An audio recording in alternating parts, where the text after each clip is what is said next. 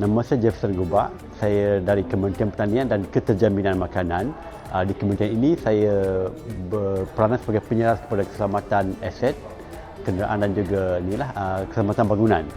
Bagaimana AI ini boleh membantu adalah kita boleh lihat bagaimana tadi dalam sesi kalimat tadi kita boleh gunakan AI ini dalam banyak perkara.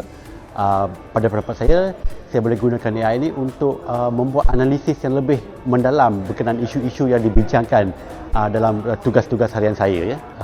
Dia lebih kepada analytical analysis.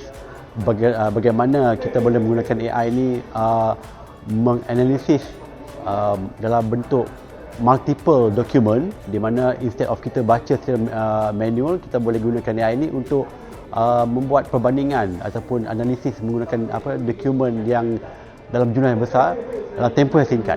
Maknanya saya boleh gunakan masa yang terluang tu untuk buat kerja lain. Saya pada pandangan saya lebih kepada analytical, di mana tadi saya boleh gunakan contohnya penghasilan slide menggunakan dokumen-dokumen. Yes, contoh tadi saya uploadkan PDF tu, dokumen PDF, and then saya boleh gunakan prompt untuk hasilkan satu slide yang sangat komprehensif lah, yang boleh membantu saya mengurangkan masa saya untuk menghasilkan slide yang sangat komprehensif.